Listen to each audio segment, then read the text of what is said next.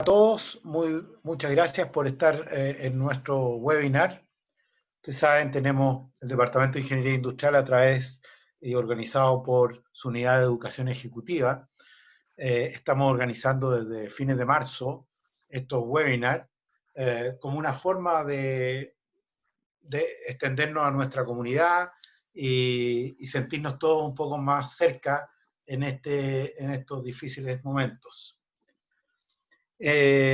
Así que muchas gracias por estar acá. En esta ocasión hemos invitado a Antonio Díaz, un largo currículum, es un ingeniero civil industrial nuestro, de Ingeniería Industrial, pero es sobre todo un emprendedor, digamos, realmente, y un hombre de la Big Data. Yo creo que empezó hace más de 20 años emprendiendo realmente en el negocio de la Big Data. Yo creo que realmente un pionero en Chile en estos campos y en fundar empresas. Actualmente es socio y gerente general de Ann Holster, fundador de CIE Chile, director de espacio público, es emprendedor, como ya les he dicho, tiene mucho emprendimiento, director de empresa, inversionista en startups. Dentro de Big Data hay una cosa que yo además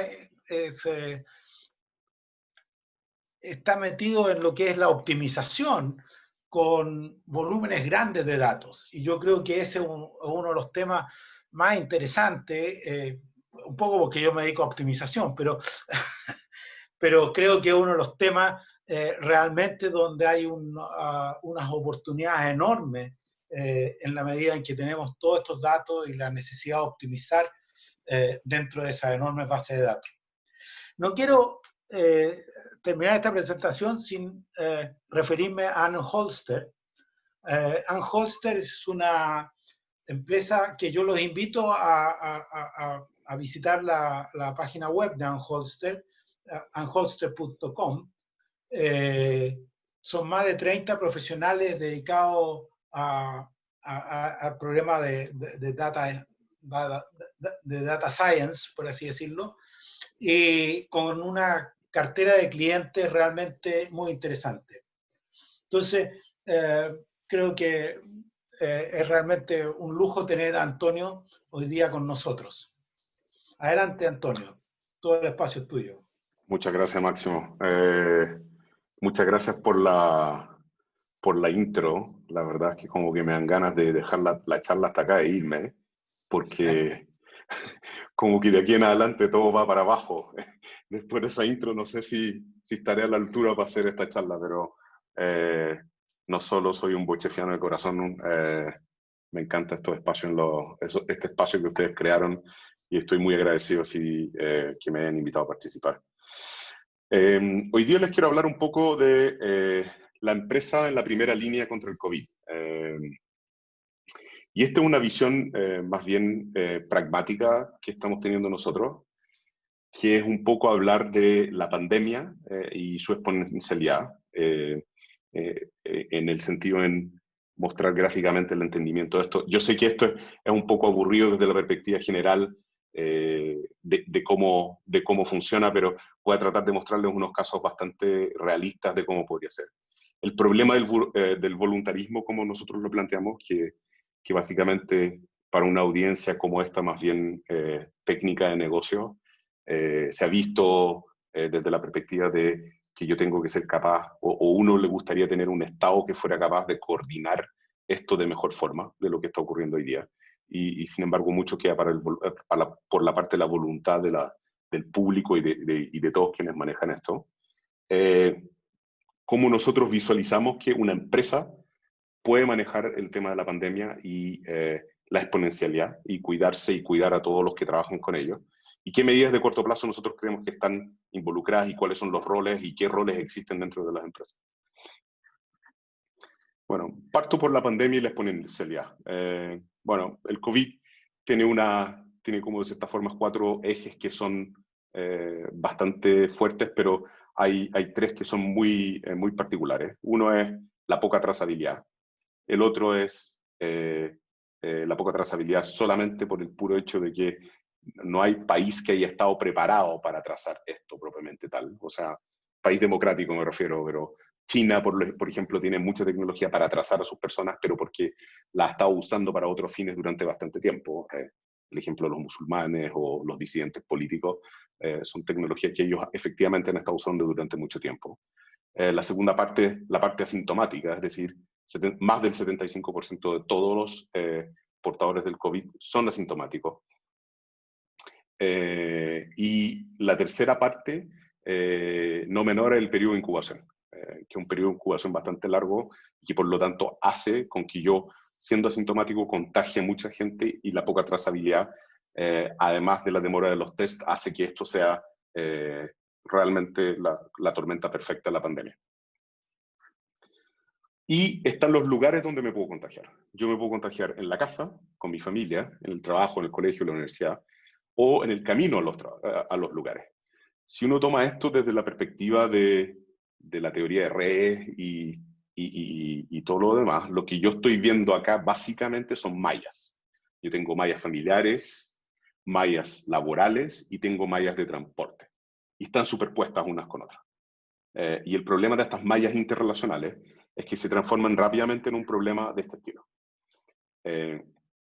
Yo acá estoy tomando a todos los empleados del Hoster, y esto es con información pública y por supuesto con el consentimiento de ellos, pero estoy sacando sus mallas familiares. Los nodos rojos son, los nodos amarillos son las personas y los nodos verdes son su combinación de apellido paterno, apellido materno.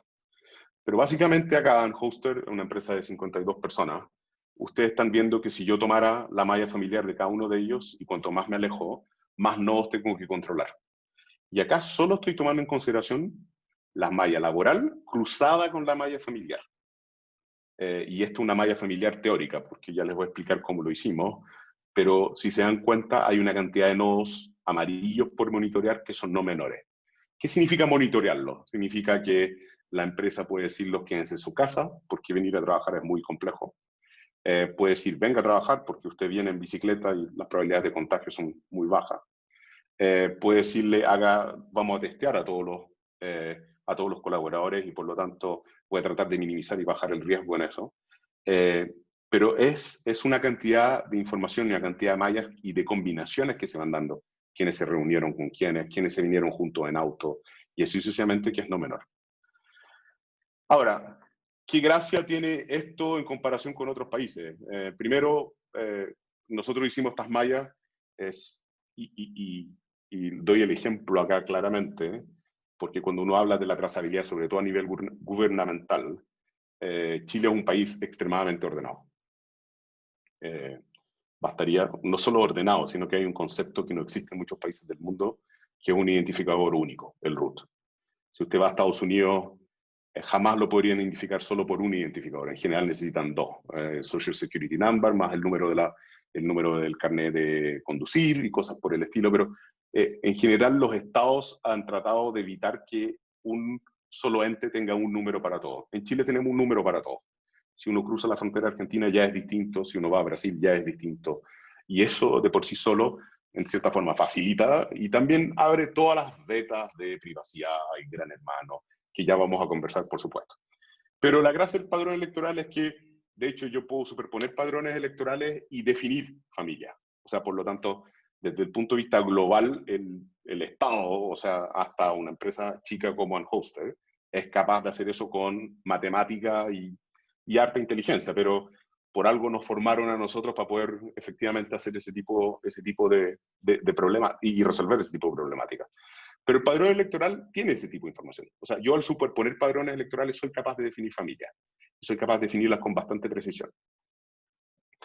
Pero ¿de qué sirve eso en general? Que si yo tengo 2 personas absolutamente desconocidas entre ellas y que yo no sé cuál es la relación entre ellas, eso en general no me importa, y desde el punto de vista de la empresa tampoco le importa. O sea, yo puedo tener 2 personas que no tienen ninguna relación entre ellas, pero que se van a relacionar solamente por el hecho de esta pandemia, y cuya relación en este caso es que sus hijos hayan sido compañeros en el colegio. Y que basta que un lado de esa malla se empiece a contagiar, hace con que el otro lado en algún momento lo perciba como un riesgo. Y eso es la exponencialidad de la pandemia. Porque una vez que yo entro dentro de las mallas de trabajo de cada una de estas personas, esta persona puede tener una malla familiar que a su vez va a contagiar a otras personas y así sucesivamente. Por lo tanto, la exponencialidad del virus no es solo crítica para las empresas, es absolutamente crítica para todos los que la circulan. No solo la empresa, sino que el conjunto de las empresas. Y por eso en esta parte uno entra al problema del voluntarismo. ¿Y por qué lo llamamos el voluntarismo? Porque el problema es muy simple si lo trato de resolver yo solo para mi empresa. O sea, por más que tenga 10.000 personas y lo trato a mi empresa como una isla, es extremadamente simple. El problema es que el general es que las mallas se cruzan entre ellas y van a cruzarse entre empresas. Y es ahí donde yo necesito un mecanismo de coordinación. Porque una persona que está asintomática o la pregunta va a ser si la va a testear el MinSal, si la va a testear el municipio, si la empresa le va a hacer un test rápido o se va a aventurar a armar un laboratorio con PCR. Y si esa persona asintomática se va a comunicar con otro ciudadano para avisarle, porque el mecanismo de contacto que existe hoy día entre el MinSal o los municipios para monitorear las redes de los posibles o de los contactos cercanos, tampoco es algo aceitado o que funcione. Entonces, si bien las empresas tienen este problema, en general cada empresa puede abordarlo, esto en papel o en Excel, dependiendo del tamaño de las empresas. Yo soy un ferviente creyente que si funciona en papel, en general la tecnología puede apoyar para efectivamente optimizarlo. Pero el problema del voluntarismo en el cual redes de redes se contagian requiere, de cierta forma, un actor central que coordine esto. ¿Por qué? Porque si mis dos hijos o estos dos niños que se contagian en el colegio vuelven en transporte escolar, no puedo dejar a la voluntad de los papás o del colegio de pedir que los demás hagan la cuarentena o hagan el aislamiento. Tiene que ser un mandato. Si tomo el caso, si tomo el caso de una reunión que todos ustedes van a tener de una u otra forma en algún momento, ojalá, yo creo que en muchos casos más pronto que tarde, desde la perspectiva de cómo hacerla en forma segura. El punto del primer caso va a ser una reunión en la cual hay varios que testean positivo. Por lo tanto, el ciclo de testear, notificar y contactar es clave. Ahora, ¿qué busca uno en esto? Uno busca básicamente en testear es identificar los dos pasos que uno tiene. Uno primero tiene el test de PCR, en que usualmente lo que está ocurriendo hoy en día es que el resultado del test tarda varios días. Y el otro son los test rápidos, que miden la IgG y la IgM, y eso es materia de otra conversación, pero en ambos casos yo tengo un mar de información que se está generando acá. Ese mar de información es básicamente, me interesan no solo los casos positivos, sino que me interesa quiénes se están testeando. Y en lo global, lo que no está ocurriendo hoy día es que yo me entero de los casos positivos y el CEREMI puede llamar, puede no llamarme, y hay de todo tipo de experiencias que están ocurriendo acá, y acá hay un desafío de contactabilidad serio. Los casos negativos también me interesan, porque yo quiero saber qué mallas o qué redes efectivamente se están testeando para efectos globales, de ver que ellos están proactivamente tratando de evitar contagio. Y tengo los casos de los test rápidos en los cuales salen positivos, pero también para efectos de licencia médica tal vez necesitaría un PCR para efectos de lograr que el colaborador tenga un pago de su licencia. Entonces, el primer punto es notificar y capturar toda esta información. El segundo punto, el primer punto es testear, el segundo es notificar, el tercero es contactar. Claramente una persona contagiada necesita, me avance uno, una persona contagiada necesita 14 días de aislamiento y una persona en cuarentena necesita 14 días, una persona con contacto estrecho necesita 14 días de cuarentena. Era al revés de lo que publicó el ministro en su primer mensaje cuando salió. en que una persona contagiada tenía 14 días de cuarentena y un contacto estrecho, 14 días de aislamiento. La parte de contactar esto, y que esto es un problema multifactorial y absolutamente multidisciplinario, es no menor. En esta parte del contactar y la difusión ha faltado mucha más agresividad respecto del contagio y lo que ocurre y las medidas que las personas tienen que tomar. Sigo creyendo que podríamos hacer harto más en esto. Y en trazar. La pregunta de trazar es, ¿quién está a cargo de trazar? Uno creería en Chile, por el MinSal tiene un monopolio de cuidar de la salud de todos los chilenos. De hecho, tiene la misión de cuidar la salud de todos los chilenos. Tiene gran parte de esta información adentro. Ha habido existe una polémica al respecto de los datos que tiene, cómo los tiene y cómo los usa. Pero no nos olvidemos en Chile que parte de la salud también la hacen los municipios, con los centros de salud familiares, los SFAM, y las empresas también tienen un rol activo. Acuérdense que existen las mutuales ofrecen un montón de servicios a las empresas de accidentes laborales, y de hecho la H, la mutual, etcétera, son activos bastante esenciales dentro de lo que es la seguridad laboral en el mundo empresarial y de las organizaciones hoy día. ¿Qué ocurre con esto? No todos entienden la exponencialidad. No todos usan las recomendaciones de la OMS. Hay una serie de procesos muy poco eficientes, sobre todo en lo que tiene que ver con la comunicación de la información, test positivos, las colas que existen dentro de los testeos y así sucesivamente. Eso lleva a procesos poco ágiles, desde la perspectiva de cuán rápido yo quiero que una persona haga la cuarentena o efectivamente se vaya a un aislamiento preventivo. Y esas son dos partes tan importantes como los cuidados que tiene que tener la persona o la posible vacuna. La parte social de esto, de que las personas que se hayan visto expuestas puedan hacer la cuarentena o el aislamiento, es casi tan importante como la cantidad de respiradores. Porque si las personas no hacen eso y yo no soy capaz de sacarlos de circulación, efectivamente lo único que hago es echarle más benzina al fuego. Y eso de por sí solo no apoya en nada en terminar la pandemia. Y finalmente hay un punto no menor en el test y la trazabilidad. Las empresas, ni el sistema público en general, han tenido la experiencia en la trazabilidad a esta magnitud. Ustedes en Chile, o sea, nosotros en Chile expresamos la voluntad de vivir en una dirección por ley. No necesito decir en qué dirección vivo. Por lo tanto, el saber dónde vive la persona o con quiénes viven no es una obligación. Y eso no deja de ser una sorpresa para el MinSal y para los municipios, que al final del día nunca saben efectivamente cuál es la cantidad de personas que efectivamente viven en una comuna propiamente tal.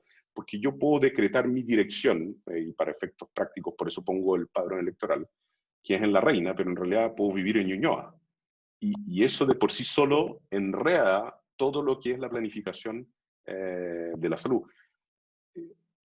Efectivamente, hoy día lo estamos sintiendo en lo global desde la provisión de servicios, la cantidad de camas y así sucesivamente, pero si ustedes van a países desarrollados, la dirección que usted entrega, tanto para impuestos como para salud, como para educación, es algo obligatorio.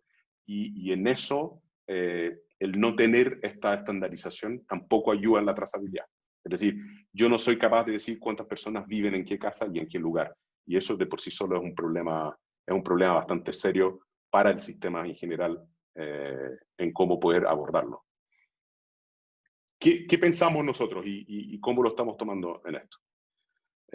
Primero que nada, cuidémonos una app que nosotros la creamos en base a varios años de experiencia en el monitoreo de redes, de mallas. Hicimos plataformas de este estilo para monitorear evasión tributaria, en la cual cruzamos facturas electrónicas, boletas electrónicas con mallas familiares, es decir, yo, mi esposa, mis hijos, mis papás, mis primos, mis cuñados, y las relaciones societarias. Por lo tanto, si yo y mi señora somos socios de una sociedad y nuestros papás nos facturan a nosotros, pero no son socios de esa sociedad, son comportamientos que nosotros creamos plataformas para efectivamente monitorear el pago de impuestos y efectivamente toda la fiscalización necesaria. Otro ejemplo de mallas que nosotros creamos plataformas, la misma plataforma, pero otro uso es para la Fiscalía Nacional Económica. Hicimos una plataforma que efectivamente lo que monitorea son la compra de competidores en un porcentaje mayor que el 10% de un competidor que venda más de 100.000 UFs al año, porque ellos tienen una obligación de notificar y esa compra está sujeta a una aprobación de la Fiscalía. Si ellos no notifican, efectivamente están sujetos a multa. Uno de los que estuvo sujeto a multa y que les pasaron una multa es Banmédica, por comprar dos centros de salud en Quilpué, en la quinta región.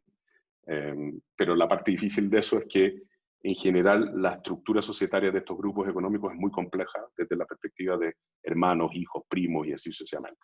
Pero nuevamente, problema muy parecido al COVID, pero desde otro uso completamente distinto.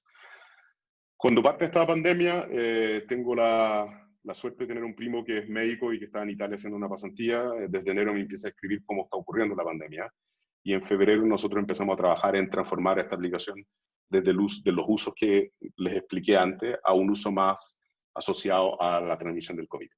Y por lo tanto usamos la misma plataforma de mallas que ustedes vieron al principio, que se movían los nodos, para tener efectivamente esta aplicación disponible. Esta aplicación es absolutamente gratuita para los hospitales públicos.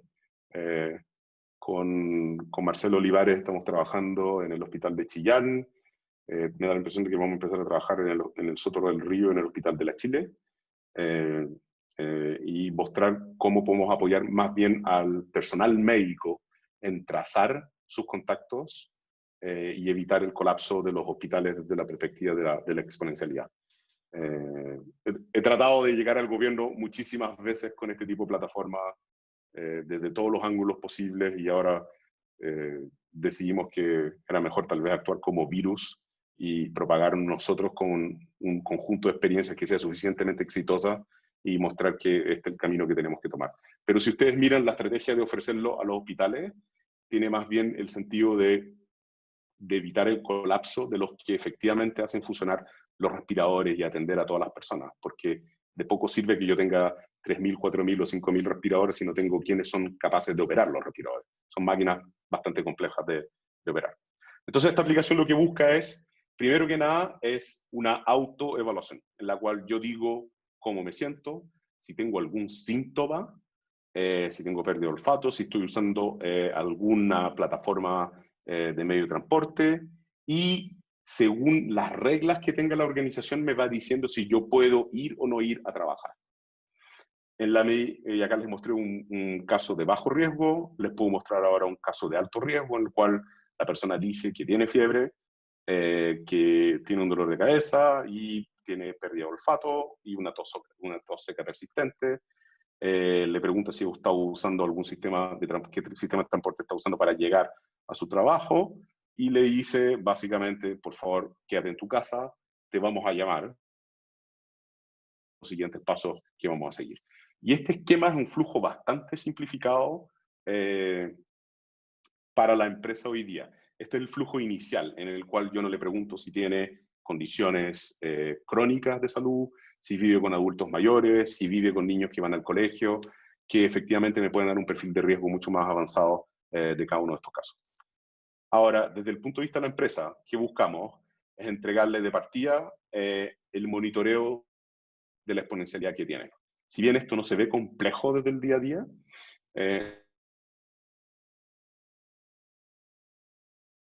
una faena como AgroSuper,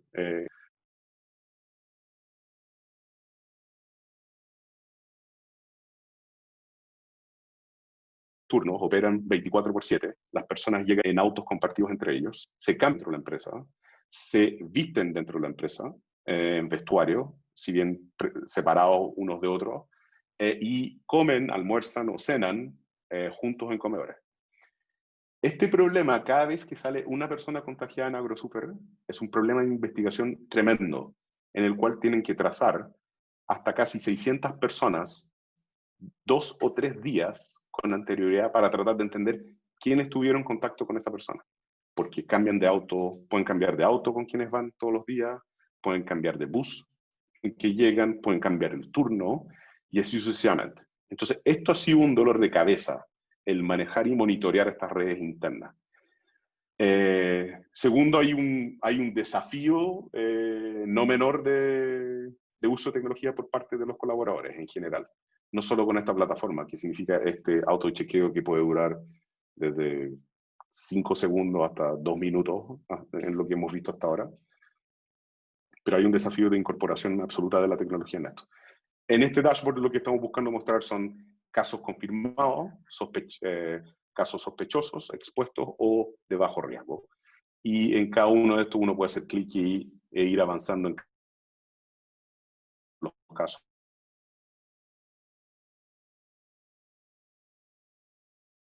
Ver qué tipo de test y qué tipo de contagios se han hecho. En el caso, acá puedo ingresar un nuevo caso en que Felipe Rodríguez hizo un test de PCR y salió positivo. La fecha del test fue el 3 de junio, el resultado fue el 10 de junio, y así sucesivamente. En la medida que estos tests se vayan haciendo cada vez más rápido, claramente las fechas de test y de resultados deberían ser cada vez más cortas. Puedo ingresar nuevos casos por persona o por grupo de personas. Y también puedo ingresar, en el caso de Felipe, cuáles son los resultados del test, los resultados de los laboratorios, los certificados de antígeno que yo quiera agregar desde esa perspectiva. Finalmente, si tomo acá las medidas de corto plazo, si yo implanto un tipo de tecnología como esta, que puede ser tecnología hecha por Anholster o puede ser una planilla Excel dependiendo de la cantidad de colaboradores, absolutamente menos de 100 colaboradores yo lo haría manualmente. Más que eso, yo creo que es un problema que se pone bastante complejo en el tiempo, sobre todo si hay turnos o no hay turnos y cosas por el estilo. Pero en el caso de la misma reunión que tuvimos al principio, en la cual no sabíamos el estado de las personas, hoy día sabemos el estado de las personas. Ellas pueden plantear, las que están marcadas en verde, que son de bajo riesgo porque llenaron la encuesta. Las personas de alto riesgo se clasifican como de alto riesgo y por lo tanto no participan presencialmente de la reunión porque la directiva de la empresa fue que se quedaran en la casa. Y el tercer caso es que tenga todas las personas que se decretaron con bajo riesgo, pero acto seguido una de ellas dice, en realidad tuve un contacto, estoy contagiado, y la pregunta de ahí en adelante es, ¿a quién esa persona contagiada, a quién tengo que notificar? Y esas son todas estas personas que yo digo, tengo que notificarlas a ellas o a todas las demás y así sucesivamente, en función del contagio. ¿Qué medidas nosotros creemos, primero que nada? O sea, claramente seguir las normas de la OMS en las organizaciones da la percepción da las normas de la OMS y las recomendaciones que está haciendo, que va a ser, el lugar de contagio fuerte no va a ser las organizaciones, más bien van a ser las vías personales y el transporte de las personas hacia sus lugares de trabajo y desde sus lugares de trabajo hacia sus casas. Si yo tuviera algo que recomendar sería testear. Testear solo no sirve. Tiene que haber un mecanismo de gestión detrás que permita a ustedes definir cuáles son los grupos de mayor riesgo, los grupos de menor riesgo, qué personas efectivamente a ustedes no les gustaría, de hecho, que vinieran a trabajar, en ningún caso. Otra herramienta clave en esto es contactar rápidamente. Yo tengo que sacar de circulación las personas sospechosas, los contactos cercanos y los contactos confirmados lo antes posible. Nuevamente, igual de importante que testear es la parte de gestión de recursos humanos en esto, porque mientras más siguen los asintomáticos en contacto con los demás, más complejo es efectivamente evitar el contagio exponencial. La aislación y la cuarentena clave, y evitar absolutamente los bolsones de contagio. Y en esto voy a abrir un puntito adicional, que no lo puse acá, pero la colaboración estrecha entre el sindicato de las empresas, la gerencia y la autoridad es clave. Una de las cosas que la autoridad está pidiendo hoy día, cada vez que sale un contagiado, es la trazabilidad de ese contagio. Es decir, con quién estuvo, qué están haciendo ustedes con cada uno de ellos, cómo se está confirmando el contagio o no contagio, así sucesivamente.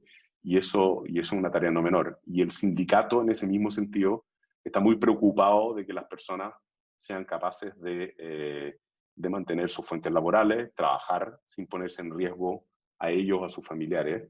y en esto un trabajo conjunto entre todos que absolutamente es necesario. Traté de hacerlo directo y dinámico. Esta presentación está disponible a todos, la pueden ver en el link que aparece en la pantalla, y abierto a todas las preguntas que pueden llegar a tener. Muchas gracias.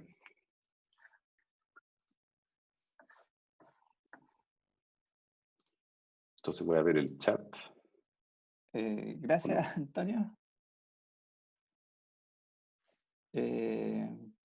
Sí, mira, el chat hasta el momento no han hecho preguntas. De hecho, tuvimos algunos inconvenientes con gente indeseada, pero está resuelto. Así que ahora pueden canalizar sus preguntas con tranquilidad. Y la puedes ver, Antonio. Acá lo estoy viendo.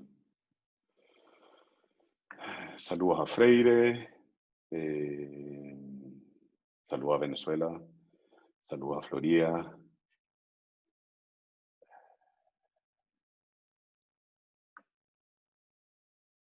Ya entré a la parte entretenida del chat. Claro.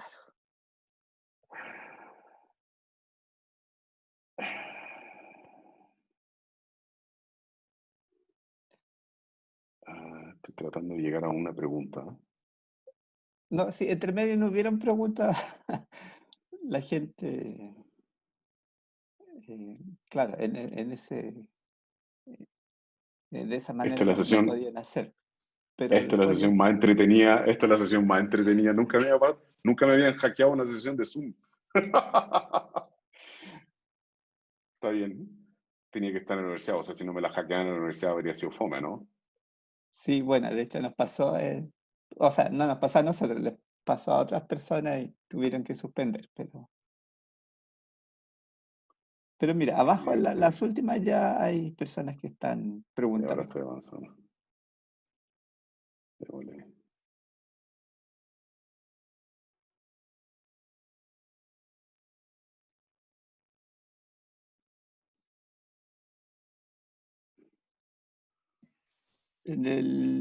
Te leo, Dale tú, por favor.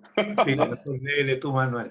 ya mira, Ricardo Díaz trabajó en Clínica Santa María en un área de servicio. Interesante la presentación, comentó.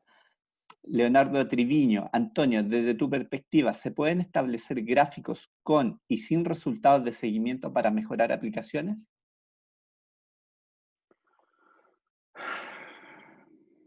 Yo creo que sí.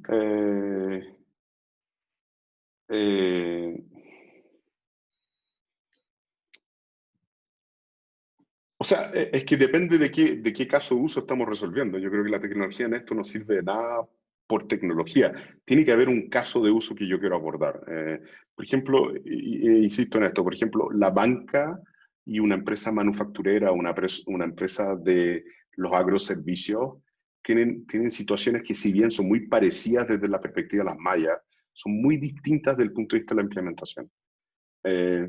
Por ejemplo, muchas empresas estaban tomando temperatura en forma masiva, es decir, pistoleaban con un termómetro infrarrojo y solo separaban los que tenían temperatura más alta. Eso es súper válido en un turno de 100 personas, pero por ejemplo en una sucursal bancaria que hay 20 personas es irrelevante, no son como funcionalidades comparables, por lo tanto yo creo que depende mucho del caso de uso. Perfecto. Ignacio Badal pregunta, Antonio, me gustaría saber qué tanto se ha avanzado en la entrega de datos por parte de la autoridad.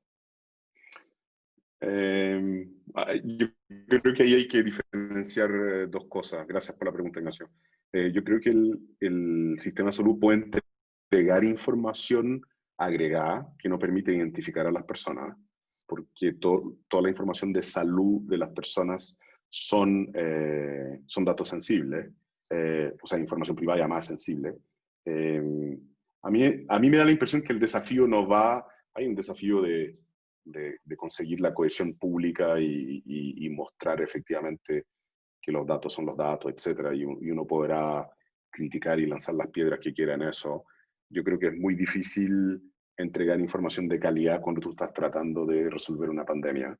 Eso es mi humilde opinión, porque he estado no en pandemias que cuestan vida, pero en pandemias de datos que cuestan recursos financieros, y es muy difícil avanzar. Es como pedirle a un bombero que te diga cuántos litros de agua vas a consumir para apagar el incendio mientras estás apagando el incendio. Entonces, esa parte es difícil porque tú al tener una pandemia de esta escala en que estás testeando a 17.000 personas al día, tienes el sistema en tal nivel de estrés de input de información que sacar información detallada para efectos o información estadística es algo que no es la primera línea de lo que está haciendo el gobierno.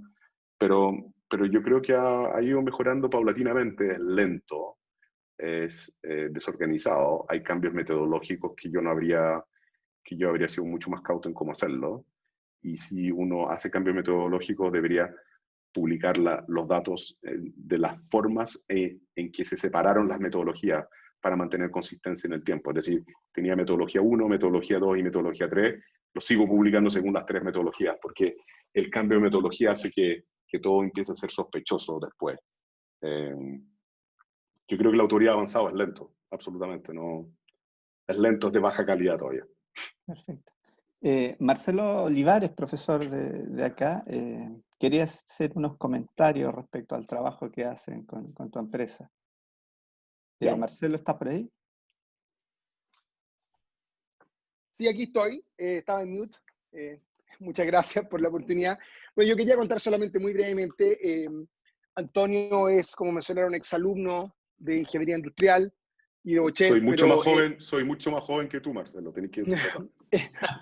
pero no se ve más joven.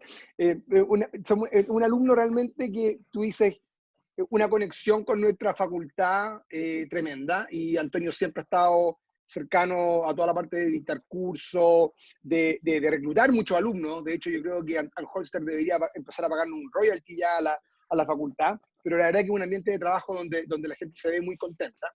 Y de alguna manera, cada vez que nosotros tenemos alguna necesidad, yo siempre trato de acercarme un poco a él, porque yo creo que efectivamente en la universidad tenemos muy buen conocimiento, la parte científica, pero uno se da cuenta que para poder partir de algo científico y llegarlo a implementar, hay harto trabajo, mucho trabajo. Y es una parte que a veces en la universidad nos falta, y ahí justamente en donde creemos que la red de nuestros exalumnos, como por ejemplo Anholster y a través de Antonio, ha funcionado muy bien. Quería contar solamente una aplicación que estamos trabajando con esta aplicación que mostró Antonio, que es en los hospitales. Nosotros también tempranamente nos dimos cuenta que uno de los problemas que vamos a tener en el sistema de salud no es la falta de ventiladores, sino que la falta de equipos médicos que puedan manejar estos ventiladores. Y cuando un médico o una enfermera se enferma, perdemos a esa persona un mes y perdemos a todo el equipo cercano de esa persona 2 semanas. Entonces, cada contagio que se produce tiene un efecto, como bien mencionaba Antonio, que es exponencial, y que finalmente eso te empieza a pegar en la capacidad hospitalaria.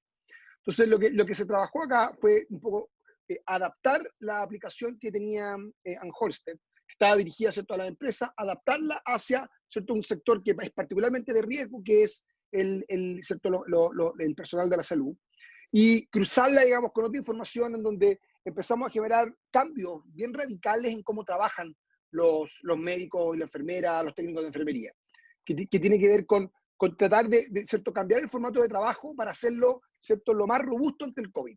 Concentrar el trabajo en pocos días, en 4 días de la semana, lo cual nos asegura que si alguien se contagia, no va a propagar el contagio al resto de sus compañeros. Pero esto solamente podía ser efectivo si teníamos un buen sistema de trazabilidad. Y como bien ya mencionó Antonio en detalle, un sistema de trazabilidad que además, digamos, tenga una alta tasa de adopción y que respete un poco la privacidad de las personas que lo adoptan. Así que en ese sentido, bueno, quería aprovechar también, Antonio, darte las gracias. Ya está implementado en el hospital de Chillán, está siendo implementado en la nueva UCI que está armando el Hospital Clínico de la Universidad de Chile, está implementando en el Sotero del Río, el hospital más grande de Chile, y ahora vamos a un par de hospitales más en donde esto se va a empezar a implementar. Así que muchas gracias, Antonio. No, gracias a ustedes. Feliz de estar acá. Aunque yo vi las instalaciones de la escuela ahora y me dan ganas de devolver mi título y volver a estudiar, porque ahora tienen squash, piscina. Es bien injusto. Yo tenía unas sillas bien malas cuando estudié ahí, pero encantado. Habían otras preguntas. Sí, mira, Franco pregunta, ¿qué tiempo lleva usándose la aplicación? Y juntándola con otra, José Kuschel pregunta, ¿cómo crees que la inteligencia artificial podría ayudar si una pandemia vuelve a ocurrir? Ya. Yendo a una... o sea, ¿cuánto tiempo se lleva usando la aplicación como plataforma de malla? Llevamos más de 5 años operándola. Como concepto de armar grupos familiares, más de 2 años haciéndolo. Hoy día la están usando más de 25.000 personas en todo Chile. Estamos monitoreando más de 25.000 personas en todo Chile. En particular, estamos monitoreando todos los hogares de adultos mayores del SENAMA, del Servicio Nacional del Adulto Mayor, en el cual estamos monitoreando a residentes y a cuidadores en forma bastante exitosa. No sé si ustedes saben, pero la pandemia, particularmente en Italia y en España, fue devastadora porque los cuidadores dejaron de ir a los hogares porque no tenían EPP, equipamiento de protección personal. No tenían mascarillas, guantes, ni bata. Con los recursos que se levantó la CPC y la SOFOFA, el problema no era solo de armar un sistema y una plataforma que permitiera monitorear eso, sino que además monitorear los stocks y monitorear el uso de todo eso. Entonces hicimos una versión customizada para hogares de adultos mayores con esta misma plataforma. No hay un problema, yo diría que el problema no es de la cantidad de personas que podemos monitorear con esto. Esto es, insisto, trabajo conjunto entre empresas, sindicatos y colaboradores clave. ¿Cómo puede ayudar la inteligencia artificial en esto? Para ir a la pregunta de José Kuschel. Es una buena pregunta.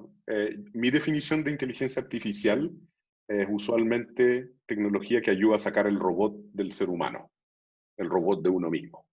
Es decir, tareas repetitivas en la cual tengo algoritmos que van aprendiendo en el tiempo en forma incremental, pero que ejecutan una tarea a la vez. Yo creo que acá se puede usar algo de tecnología, algo de inteligencia artificial. Ojalá no, pero si hay una segunda ola, el próximo año me refiero, en entender por dónde la pandemia empezó. Acá en este caso sabemos que fue el sector oriente, sabemos que fueron comunas como Vitacura, Ñuñoa, Providencia de Las Condes, pero entender más bien la relación de nodos, cuáles son los nodos más propensos a contagiarse con esto el día de mañana. Y esos nodos tener probablemente estructuras de control muchísimo más avanzadas. La inteligencia artificial también me podría ayudar acá a definir cuáles son los nodos a los cuales yo no quiero que llegue la pandemia, porque al llegar a esos nodos se podría transformar en exponencial y así sucesivamente. Es decir, tratar de evitar los caminos en los cuales la pandemia se vaya poniendo exponencial. Como tratar de ahogar el virus con algoritmos así. Ahora, el problema de esto es que uno necesita buena data para usar inteligencia artificial, porque si tú tenés basura, va a salir basura. Por lo tanto, es un problemazo.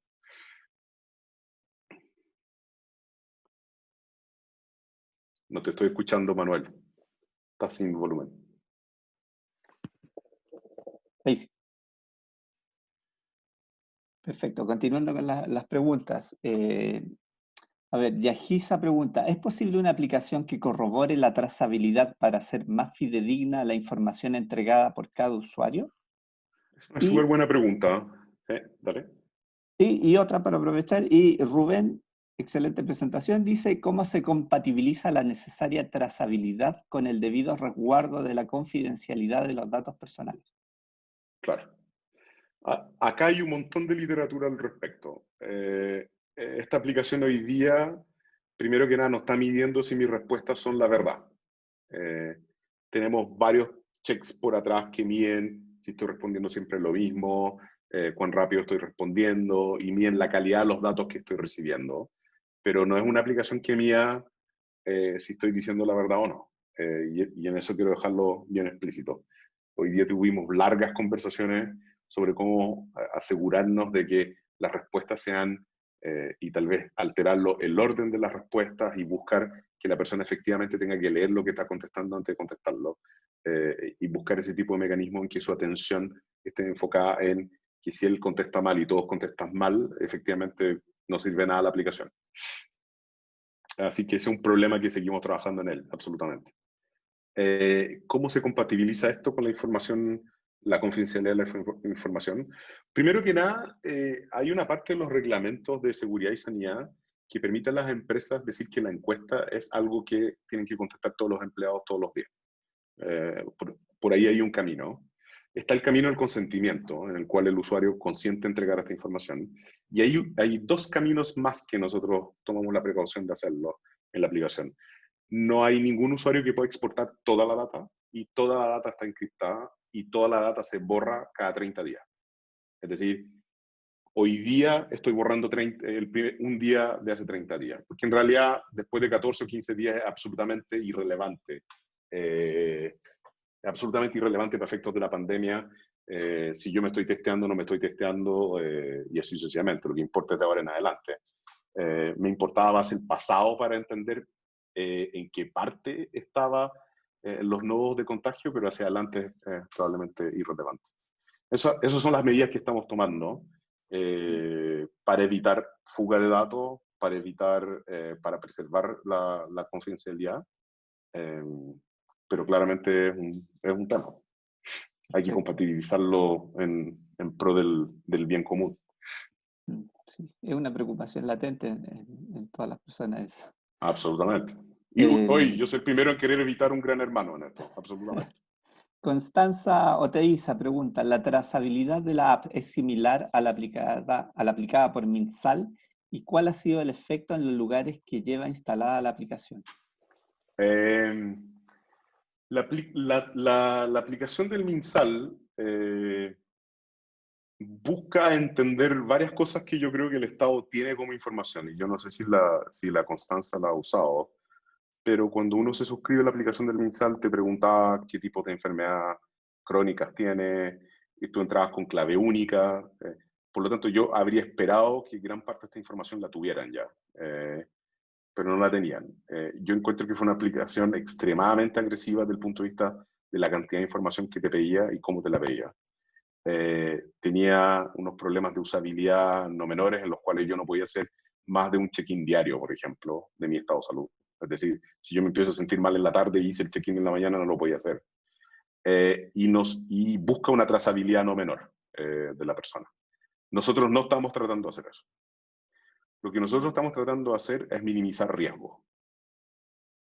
No nos interesa monitorear el uso geográfico del teléfono, no nos interesa monitorear la cercanía del teléfono unos con otros, ni tratar de capturar más información de la que sea absolutamente la que está en el formulario. Nosotros lo que estamos tratando de evitar es, primero, ayudar a la empresa en caso de contagio, sacar de circulación lo antes posible a los que están contagiados y a quienes tuvieron contacto cercano. Ese es el objetivo primordial, esencial, primero de la aplicación. Proveerle a la organización una herramienta de poder dimensionar su riesgo y de proteger a sus colaboradores. Es muy distinto que yo viva con un abuelo de 80 años y con hijos en el colegio a que yo viva solo en mi casa. Y ese tipo de información es importante que la empresa sea capaz de dimensionar a quién está pidiendo que vuelvan a trabajar. ¿Cuáles han sido los efectos que hemos llevado, los efectos que tenemos, dónde está instalada? Ha sido un esfuerzo coordinado con la empresa y el sindicato, y en general hemos tenido una tasa de opción mayor al 90%. Tenemos el problema de que le estamos pidiendo a la gente que use el teléfono para hacer algo. Y lo digo desde una perspectiva de humildad nomás. Muchas empresas nos llegan a nosotros y nos dicen las personas ni siquiera bajan sus planillas de sus sueldos, ni entran a los sistemas de la organización a través de sus celulares. Entonces ha sido, o de sus computadores. O sea, si usted, y en esto hay que meterse en los contextos, a una persona que va a una faena forestal, está casi sin celular prácticamente toda su jornada laboral, ve el celular en el momento en que sale del turno, y no es una persona que esté acostumbrada a responder una encuesta todos los días a la empresa. Entonces, esa parte cuesta, absolutamente. Hay un trabajo muy, muy duro de parte de la empresa de hacerlo. Perfecto. Bueno, hay algunas preguntas que entiendo que ya las respondiste de alguna manera. Aquí hay una interesante, José Suárez pregunta, a esta altura, tu recomendación con la información que usted tiene, ¿cuál sería? Mi recomendación hacia qué? Hacia... Me imagino que hacia a la autoridad, a cómo se está Mi tratando recomendación a la la... autoridad es que yo lo que lo que haría, preparándonos más bien, yo creo primero que nada que las fichas están tiradas para esta vuelta de la pandemia. Infelizmente me cuesta ver de qué forma que no sean estas cuarentenas extremadamente estrictas nos permitan a nosotros tener algún tipo de flexibilidad sin un mecanismo de... tú requieres dos cosas, mucho test y mucha trazabilidad. O sea, es el esquema en que todos los países desarrollados que no entraron en la exponencialidad han logrado salir de la exponencialidad o ni siquiera entraron. Entonces, mientras no logremos aumentar la cantidad de test en forma dramática y no usemos los datos que salen de esos test con un mecanismo de trazabilidad, no vamos a poder avanzar mucho. Ahora, ¿cuánto tiempo toma hacer eso? Yo diría que no menos de 6 semanas, con mucha gente muy capaz haciéndolo. Por lo tanto, yo diría que de aquí a septiembre las fichas están absolutamente jugadas. Yo lo que haría en el corto plazo es trazabilidad total en todos los hospitales públicos y servicios de salud municipalidades, y me enfocaría a eso en esta ola, hasta que bajen los contagios, y me prepararía fuerte para los brotes que van a salir de ahí en adelante. Tomaría ese tiempo para probar que el sistema de salud funciona, y me prepararía para expandir ese mecanismo para las otras poblaciones, adultos mayores, niños y jóvenes, que son los principales transmisores de esto en otros lugares. Bueno, en esa línea, la pregunta de Leonardo Triviño es la siguiente. ¿Estimas necesario que los procesos, métodos y data del Estado debiera subirlos a la web de modo de poder dejar un historial trazable de su accionar y a la vez en tiempo real poder ir ajustando de acuerdo a propuestas de ustedes o de otros profesionales del manejo de la data? Muchas gracias, Leonardo, por la pregunta. Yo creo que el marco legal que nosotros tenemos en Chile no nos acompaña para una pandemia. Es un marco legal restrictivo en el cual, o sea, yo tuve un curso en la universidad que se llamaba Derecho en la Empresa. Fue el único curso legal que tuve en mi carrera, en que la primera clase el profesor dijo: hay dos tipos de derecho, está el derecho público y el derecho privado. En el derecho público tú solo haces lo que está en la ley, y en el derecho privado haces todo lo que no está prohibido en la ley. El sistema público se mueve por solo lo que está escrito en la ley. Y la declaración de pandemia, infelizmente, no le dice los siguientes términos al MinSal. No le dice: usted puede tomar toda la data de la AFC y saber qué routes trabajan para qué empresa. Usted puede tomar todo gobierno transparente y saber en qué reparticiones trabaja cada funcionario público. Usted no puede tomar la data del registro civil y definir dónde vive cada persona. Entonces, los usos que puede hacer el MinSal de toda esta información junta no están especificados en la ley en caso de pandemia. Están especificados para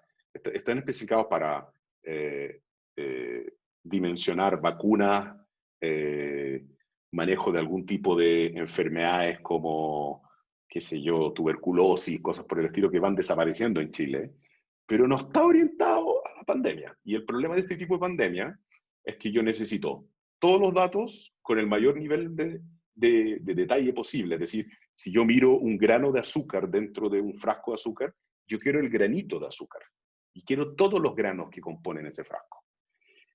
El llegar a ese nivel de datos, con toda esta información junta, crea el gran hermano. Por lo tanto, tú tienes que tener el mecanismo que lo genere y el mecanismo que lo destruya. En lo que menciona Leonardo, yo no guardaría ninguna historia al respecto a eso, porque es una herramienta que sirve para un montón de cosas que tú no quieres que sean hechas y tendría unas penas bastante grandes para el mal uso de esto. Ahora, se vieron filtraciones en interferencias de un sistema que tenía el MinSal donde aparecían los contagiados. Yo no tendría una plataforma que funcione conectada a nada. La tendría en una sala en la cual el acceso está restringido, sin teléfonos celulares. Tendría información encriptada, en la cual tú puedes correr modelos, pero no puedes ver nombres de personas ni enfermedades. Y tendría una serie de anillos de seguridad para acceder a eso y una serie de mecanismos para destruir eso, que estén absolutamente regulados. Pero nuestro mecanismo legal no nos permite eso hoy día. Y ese es el drama. Yo creo que de todas las conversaciones que he tenido, las más frustrantes son en la que somos un país ordenado, pero sin embargo no podemos unir los puntos. Y es una parte de la frustración no menor. O sea, tenemos el TAC en Chile, y sin embargo tú tienes un control sanitario en las salidas de Santiago, tanto norte como sur.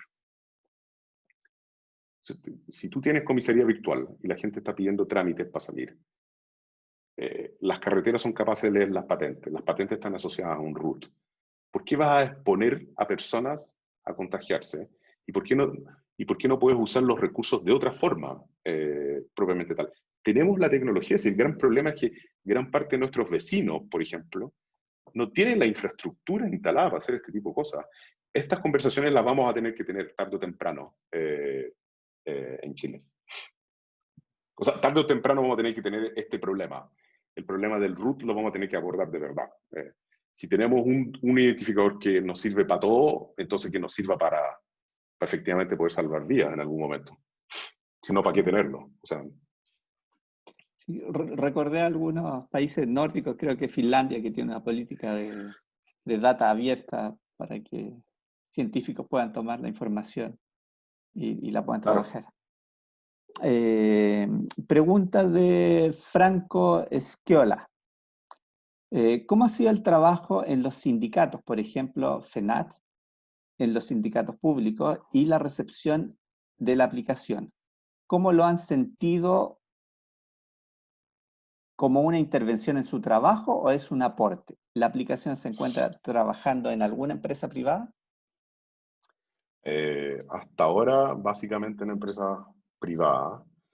Tenemos el Senama, que depende de la presidencia, pero tiene una institucionalidad bastante particular, y el Ministerio de Hacienda, que está haciendo un piloto con nosotros, que es la voluntad que tenemos de trabajar con el Estado. Han tenido conversaciones bastante abiertas con los sindicatos en esto, ¿no? Que el objetivo de esto es trabajar, solo para aclarar, nosotros no vemos los datos en Ancostra. Esto es una cuenta creada para el Ministerio de Hacienda, que ellos ven sus datos y ellos manejan sus datos según los permisos que ellos tienen. Por lo tanto, en eso no vemos los datos. Pero son conversaciones que hay que tener. O sea, si hoy en día nosotros pretendemos que no vamos a... que este puente lo vamos a cruzar con todas las suspicacias y todos los miedos que tenemos tradicionalmente, no sirve nada la tecnología tampoco. O sea, en general no va a servir nada. Mejor nos quedamos en la casa o cerramos por fuera la puerta. Perfecto. Bueno, ya estamos son las 8, estamos en la hora de duración. También creo que agotamos las preguntas. Bueno, agradecerte a ti, Antonio. Aquí en el chat podrás ver que hay muchas personas que felicitan por tu trabajo. Y bueno, Y gracias a todos ustedes. te Esto ha felicito. estado muy entretenido. Nunca me habían hackeado. Yo echaba de menos el concepto del Zoom Boom, como lo dicen.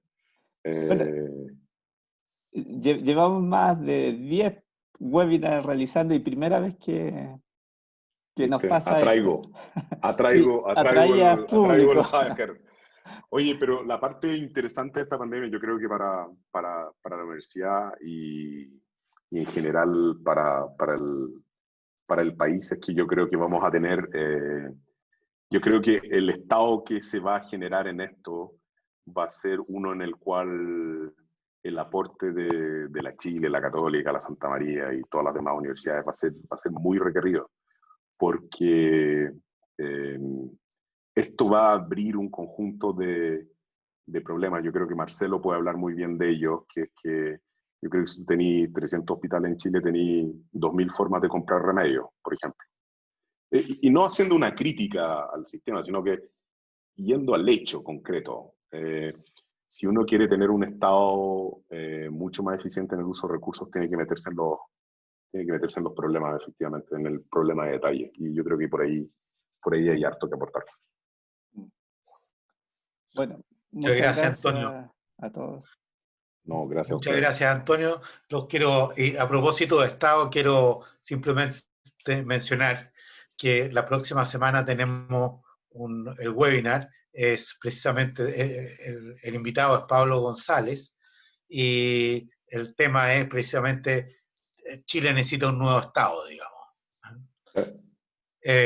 Sí, que a propósito de lo que dijiste. Muchas gracias Encantado a todos por participo. estar aquí. ¿Ah? Encantado participo de la charla de Pablo. Ok, muchas gracias a todos. ¿Ah? Muchas Chao, gracias a Máximo. todos, que Gracias. estén muy Gracias a bien. ustedes. Chao, chao.